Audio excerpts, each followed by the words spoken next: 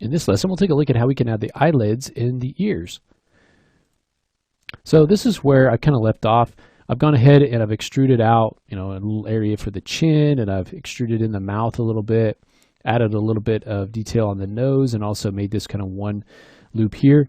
This is 26 begin if you want to start from this version, or you can just continue on with the one that you have been working on, which is completely fine. It's just going to look, they're obviously not going to be exactly the same no matter what we do, but that's kind of the main idea. We do want to have these loops in here for the eyes. And so that is what we're going to use to create the eyelids.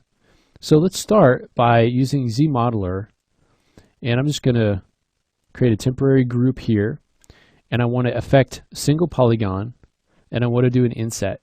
So I'll select my action, I'll select the target, and I want to make sure to set this inset region too. Now we'll come in and create our inset, and then I want to take this new loop and extrude it out to create our eyelids. So instead of a single polygon, I want to affect a poly loop, and I want to do an extrude. So we'll set both of those options, and then come in here and do our extrude. And want to make sure we've got, again, poly loop selected. There we go. So that gives us our base. I'm going to go back over to move,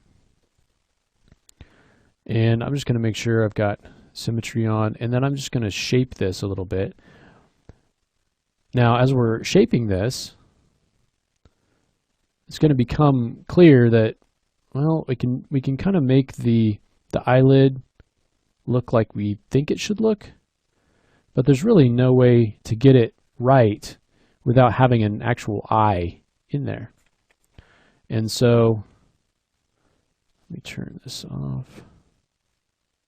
So when we shape this, it's going to be good to actually have some geometry in there to work with. Okay, so let's go ahead and do that. Let's go to append. Let's bring in a sphere and this new subtool. Let's scale it down a little bit. So I'm just going to use transpose to do this. We'll scale it down, make sure to turn the visibility on. You can redraw that line at any time. So something like that. And then we'll move it into position. And I'm actually going to move it over to the other side. Let's rotate it as well. And I just want to spin it.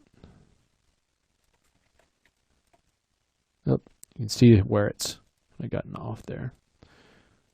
So I just want to spin it this way. There we go. And I'll move it down into position. And we'll scale it a little bit.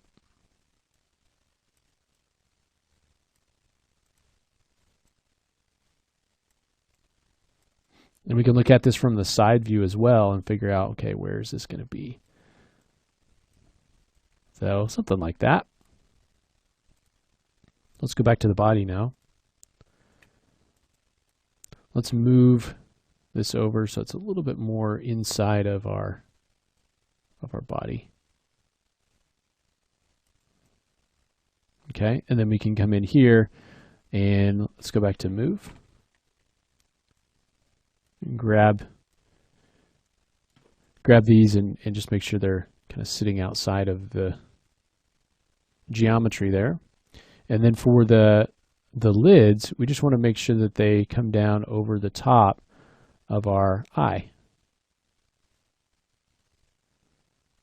So kind of bring this in.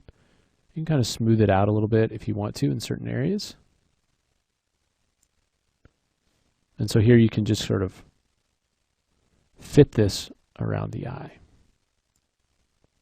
Okay, you want to maintain a kind of a consistent thickness all the way around for the lid. And I think I want them to be a little bit more open.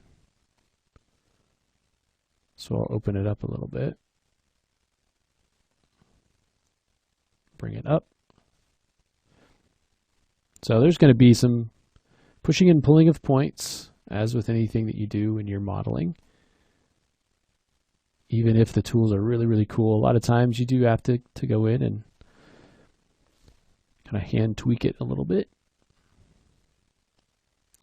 All right, and then if you want to add more detail in here, which we probably do, we would want to go to ZModeler, and we've got our edge set to insert edge loops, and so we can come in there and start to add new edge loops and kind of harden things up for when we smooth it. Okay, we want to do the same thing with the ear. So the ears are kind of coming off sort of right in here, and so we would do the same thing here. So we come in here, we've got this set to, let's set this to inset, single poly, do an inset, and then for the actual ear, we'd set that to extrude poly loop, and extrude that out, and then you could go in and do your shaping.